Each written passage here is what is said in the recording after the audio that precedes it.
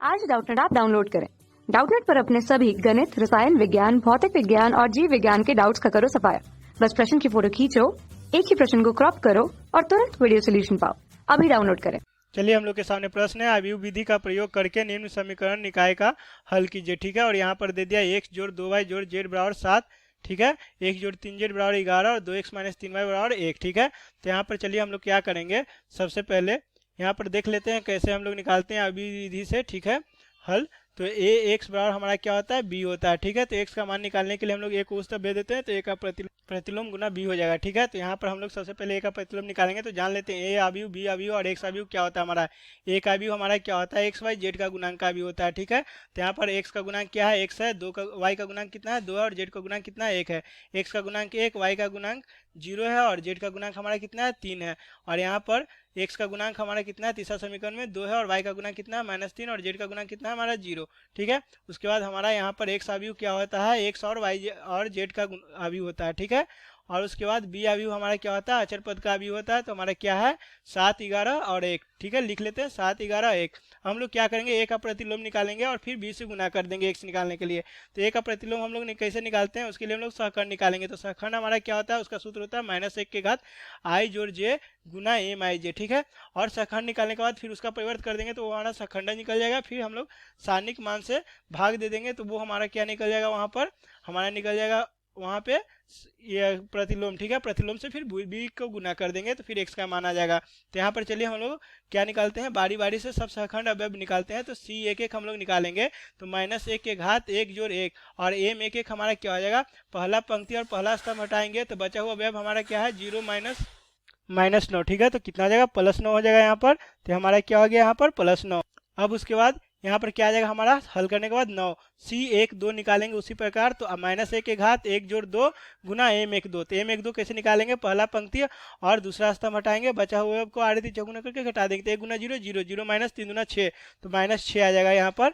तो क्या हो जाएगा यहाँ पर हमारा, गुना होकर सरल करके -6। फिर c 1 3 निकालेंगे, तो -1 के घात यहाँ पर क्या हो जाएगा, 1 जोड़ 3 गुना m 1 3 हमारा क्या हो जाएगा, पहला पंक्ति और तीसरा स्तंभ हटाएंगे तो यहाँ पर क्या बचेगा, 1 गुना -3 और यहाँ पर 0 गुना 2 0, तो -3 आ जाएगा यहाँ पर हमारा। तो यहाँ पर बोल देंगे सरल करने के बाद कितना आ गया, -3। उसी प्रकार c यहाँ पर 2 1 निकालेंगे, तो c 2 1 निकालने के लिए -1 के घात 2 जोड़ 1 गुना m 2 1। तो m 2 1 निकालने के लिए दूसरा पंक्ति और पहला स्तंभ हटाएंगे, बचा हुआ अवयव को आड़े तीसरा गुना करके हटा देंगे। तो 2 गुना 0 0 -3 माइनस +3, तो यहाँ पर 3 आ जाएगा। ठीक है, तो यहाँ पर हमारा कितना आ जाएगा, यहाँ पर गुना होके कितना आ जाएगा हमारा यहाँ पर -3। ठीक है, अब c 2 1 जब निकल गया तो c 2 2 निकाल लेते हैं। तो c 2 2 हमारे यहाँ पर दूसरा पंक्ति और दूसरा स्तंभ हटाएंगे, बचा हुआ अवयव 1 गुना 0 0 और 2 गुना 1 2, तो 0 -2 कितना आ जाएगा, -2। तो यहाँ पर -2 और -1 के घात 2 जोड़ 2 गुना -2, तो यहाँ पर कितना आ गया हमारा, -2 आ जाएगा। ठीक, अब उसके बाद हम लोग c 2 3 निकालते हैं। ठीक है,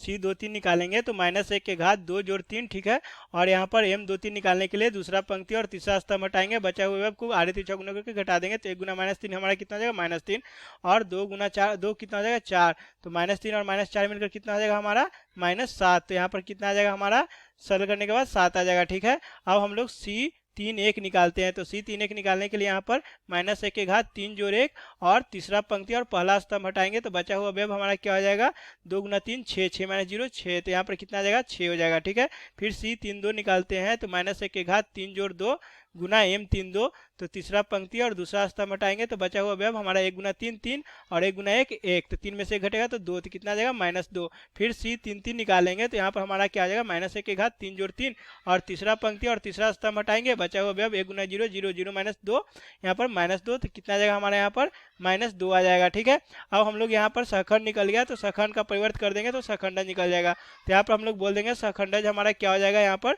सहखंडज हमारा हो जाएगा, लिख लेते हैं सहखंड। पहले सबसे पहले 9 -6 -3, फिर यहाँ पर हमारा हो गया -3, फिर यहाँ पर हमारा -2, फिर यहाँ पर हमारा 7, फिर 6, फिर -2, फिर -2। ठीक है, अब हम लोग सहखंड जब निकल गया इसका परिवर्त कर देंगे, तो ये हम सहखंड का परिवर्त करेंगे तो अब सहखंड निकलेगा। ठीक है, तो परिवर्त कैसे करते हैं हम लोग, पंक्ति को स्तंभ में बदल देते हैं। जैसे ये हमारा यहाँ पर -3 है, तो ये हमारा पहला पंक्ति है, तो पहला पंक्ति को यहाँ पर पहला स्तंभ में बदल देंगे, 9 -6 -3। ठीक है, और यहाँ पर दूसरा पंक्ति को दूसरा स्तंभ में -3 -2 7, तीसरा पंक्ति को तीसरा स्तंभ में 6 -2 -2, ठीक है।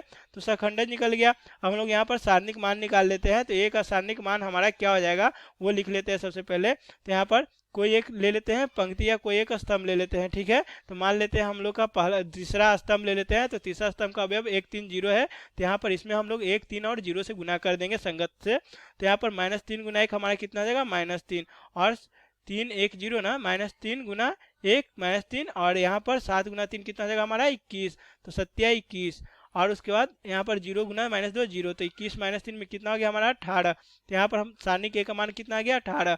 अब यहाँ पर हम लोग का सखंडज निकल गया, सारणिक निकल गया, दोनों को भाग दे देंगे तो ए का व्युत्क्रम निकल जाएगा, ए का प्रतिलोम हम लोग निकाल देते हैं। तो यहाँ पर कितना आ जाएगा हमारा लिख लेते हैं। ये हमारा हो गया कितना 9/18। ये हमारा कितना हो गया -3/18। यहाँ पर कितना हो गया 6/18। फिर यहाँ पर -6/18, यहाँ पर -2/18 और यहाँ पर भी -2/18, यहाँ पर -3/18, 7/18 और -2/18, ठीक है। इस तरीके से हमारा ए का प्रतिलोम निकल गया।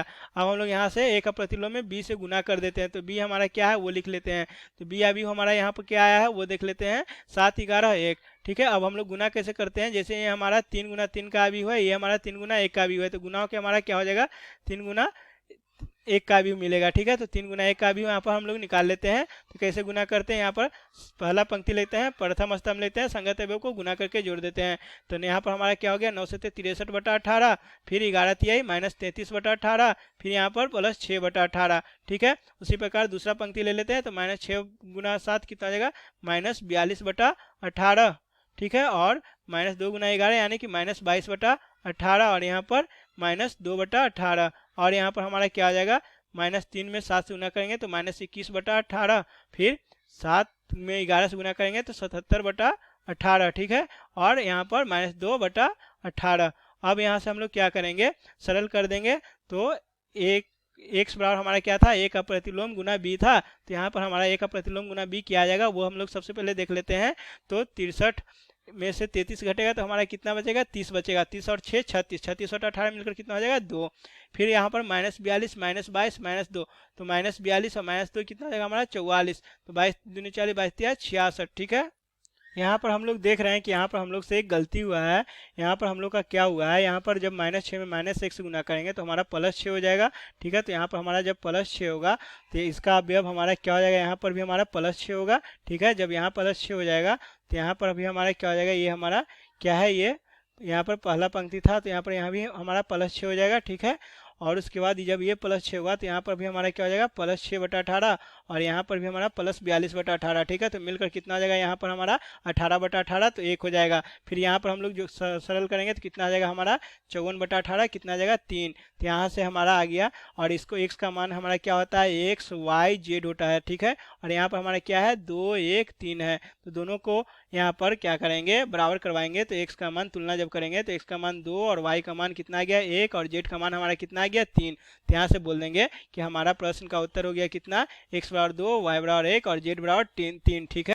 कक्षा 6 से 12वीं से लेकर नीट IIT JEE वो एडवांस के लेवल तक 1 करोड़ से ज्यादा छात्रों का भरोसा।